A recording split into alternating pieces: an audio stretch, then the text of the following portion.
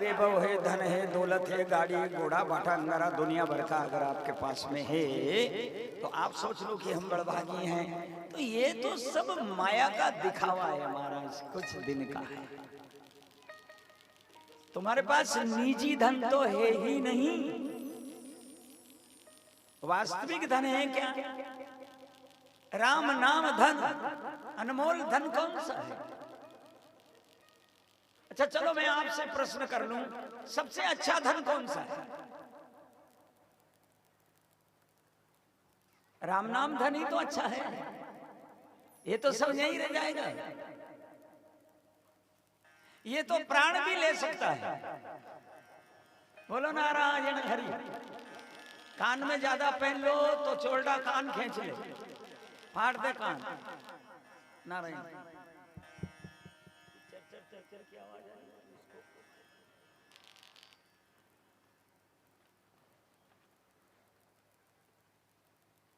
सोना चांदी रुपया पैसा, क्या यही सच्चा धन है? सच्चा धन तो हरि नाम का है। कामतगिरी पहाड़ पर भगवान 12 वर्ष रहने लगे, चित्रकूट में।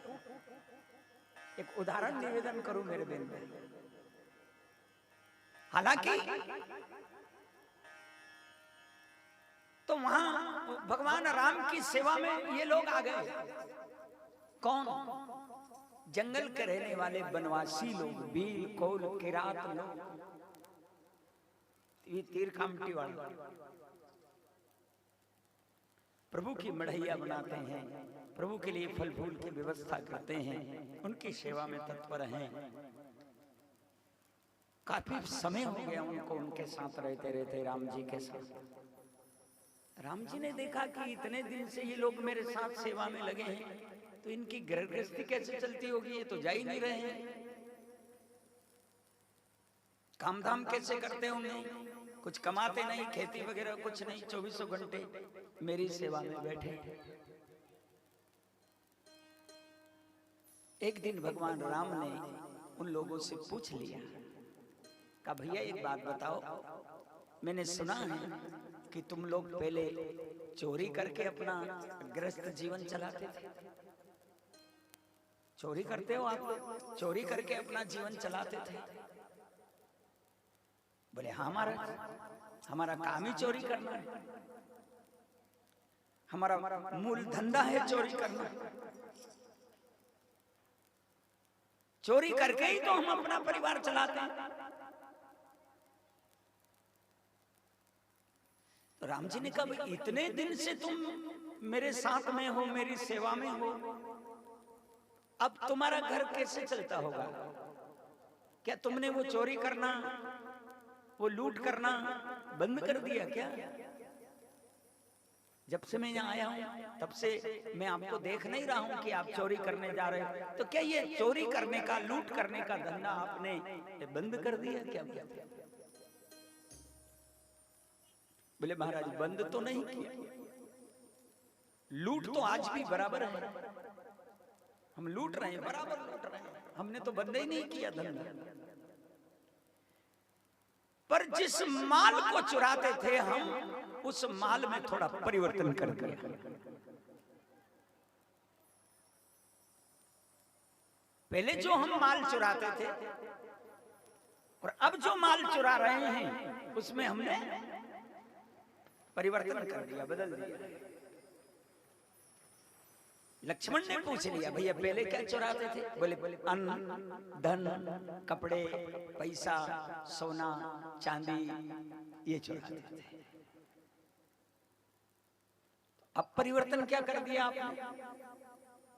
उन्होंने कहा लूट तो बराबर है, लेकिन अब हम राम नाम को लूट रहे हैं।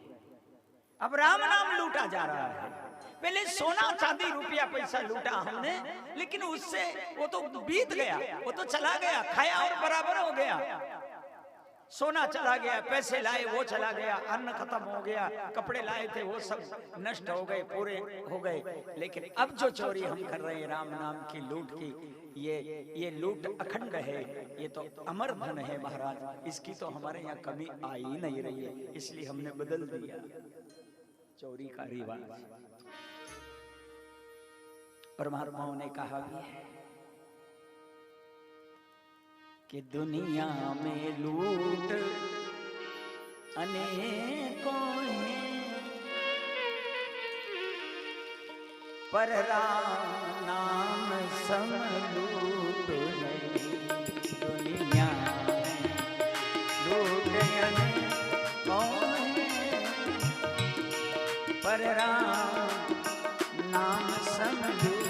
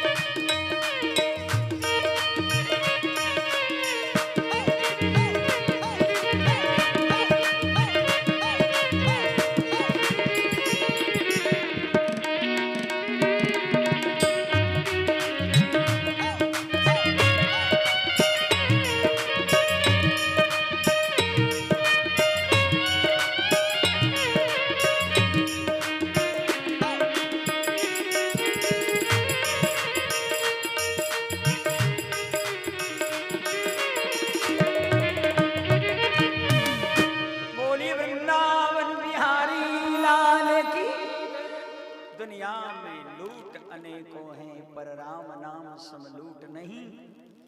दुनिया में कूट अनेकों हैं पर चित्रकूट सम कूट नहीं। दुनिया में झूठ अनेकों हैं शिव जटा झूठ सम झूठ नहीं। ये तीन चीज ऐसी अद्भुत है, अद्वितीय है महाराज, जिनका कोई दूसरा है ही नहीं, जिनका कोई दूसरा नहीं है। जटाजूट तो बहुत देखी आपने, लेकिन शंकर जी जैसी जटाजूट किसी की है नहीं, जो गंगा ही जटा में रह गई। क्या समझे हम गंगा जी को? गंगा की शक्ति कितनी प्रबल है महाराज, अकथनीय है, क्या वर्णन करें हम। वो तो उसकी गरिमा, वो तो उसकी महिमा है, वो तो उसका बड़ापन है, जो एक दायरे में बहती है, एक छोटे से उसमें बहती है। और अगर कहीं वो बदल जाए ना महाराज, प्रलयकारी रूप धारण कर सकती है गंगा। और ऐसी गंगा जटा में रह गई।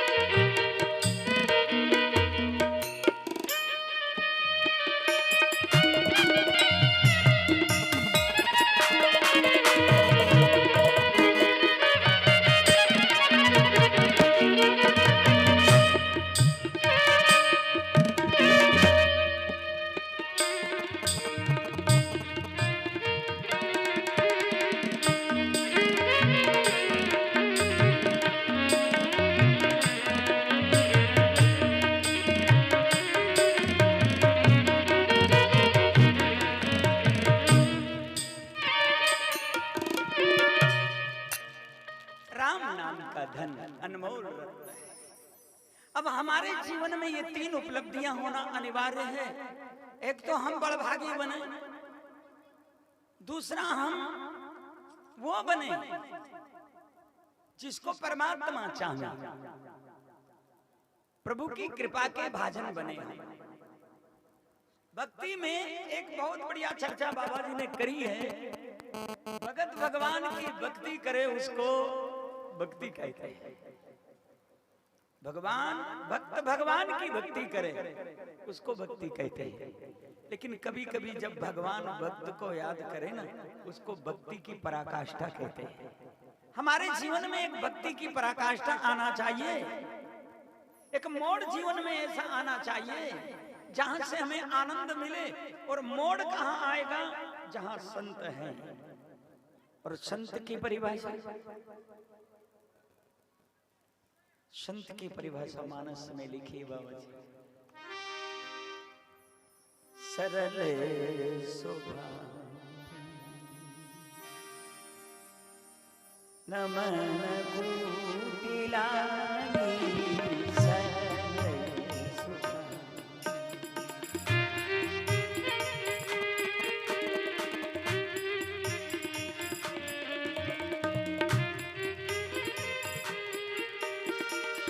यथा लाभ संतोष सदा, यथा लाभ संतोष सदा, सरल स्वभाव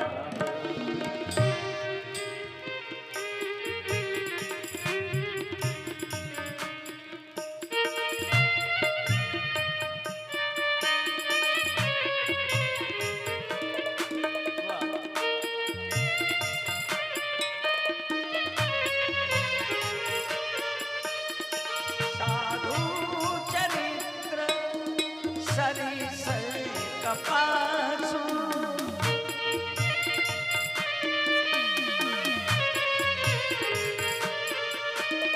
साधु चरित कपासु,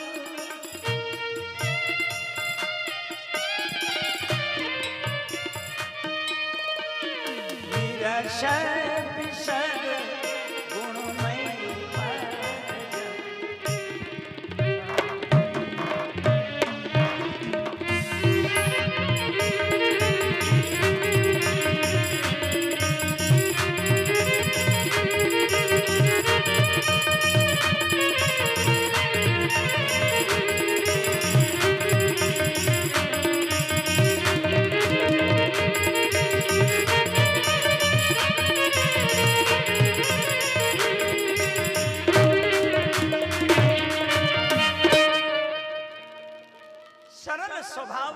कुटिलाई और यथालाभ संतोष सदाई।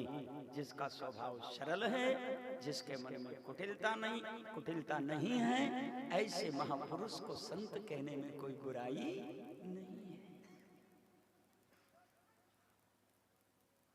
सदैव आनंद में रहे, हर हाल में। साहिब कबीर भी कह रहे हैं, साधु भूखा भाव का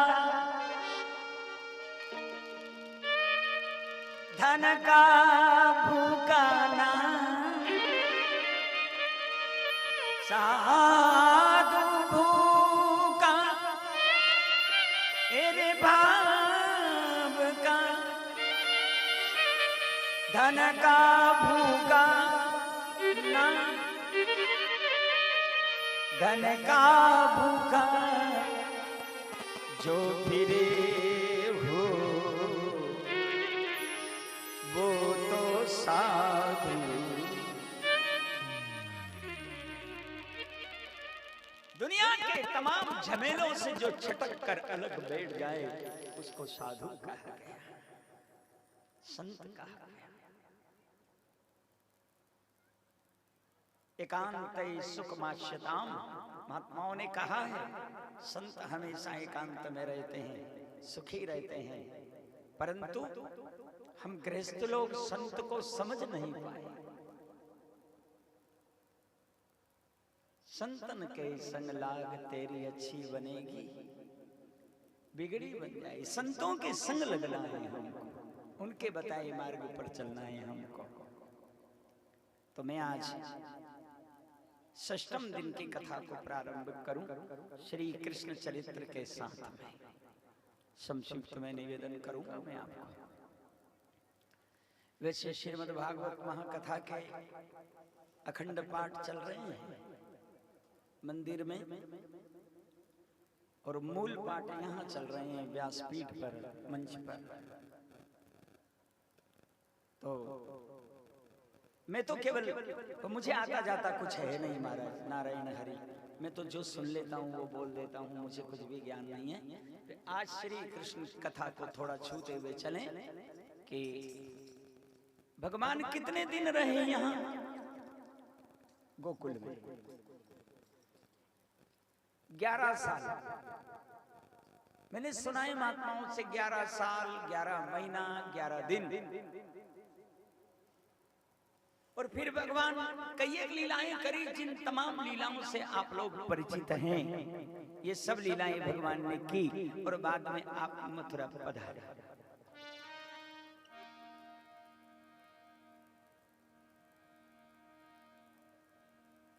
मथुरा जब जाने लगे ना भगवान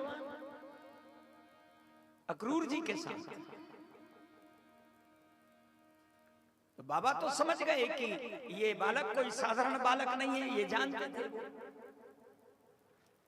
ये तो वो अनंत ब्रह्मांड का नायक पूर्ण ब्रह्म सच्चिदानंद आनंद कंद है, जिसने मुझे पिता का सौभाग्य दिया है। मैं पिता बना हूं, उसका मेरा बेटा बना है वो अनंत ब्रह्मांड का नायक। पिता तो उसको भी लगेगा। हो सकता है हम भी तो इस योग बन जाएं कि हमारी औलाद भगवान जैसी हो जाए। भगवान नहीं हो कोई बात नहीं, हमारी औलाद भगवान ना बने कोई बात नहीं, पर भगवान जैसा तो बन जाए। बोलो ना नारायण हरि। और ये भूमिका हमारी है, माँ बाप की। माँ बाप की भूमिका है कि हम अपनी औलाद को भगवान ना बना सके कोई बात नहीं, अभी तो भगवान बनाए, कोशिश करें। और ना बना पाए हम तो जैसी तो बनाए, प्रभु जैसा तो बनाए।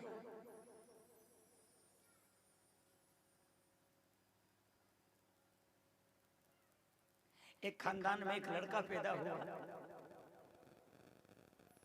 और उसकी मां बड़ी भजनानंदी थी।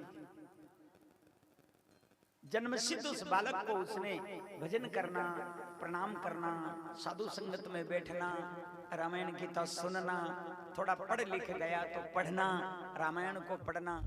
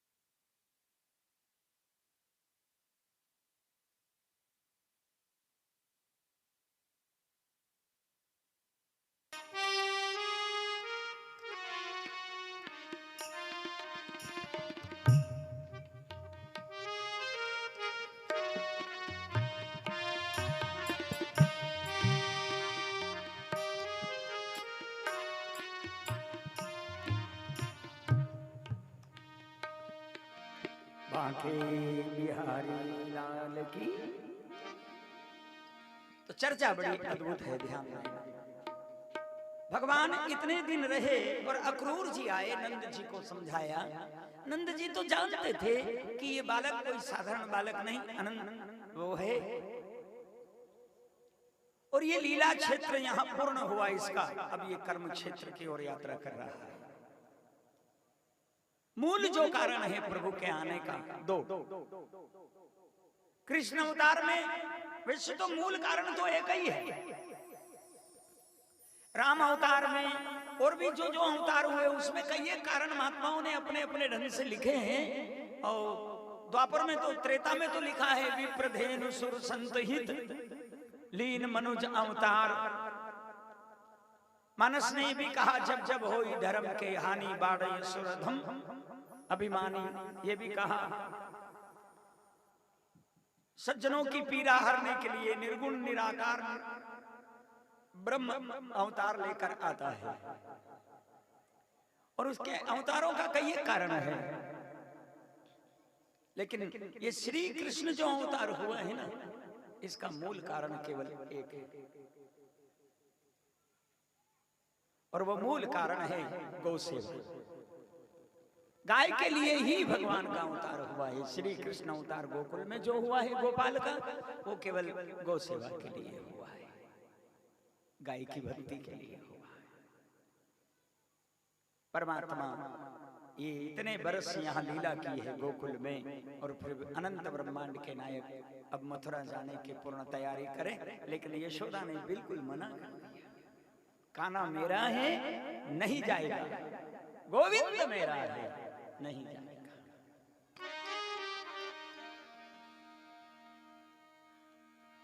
गोविंद मेरो है, गोपाल मेरो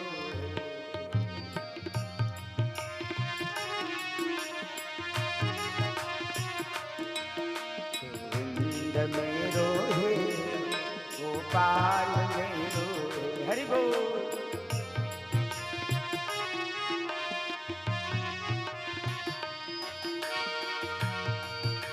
यो बांके बिहारी नंदलाल मेरो, यो बांके बिहारी नंदलाल मेरो है। गोविंद मेरो है, गोपाल मेरो है। हरि बोल।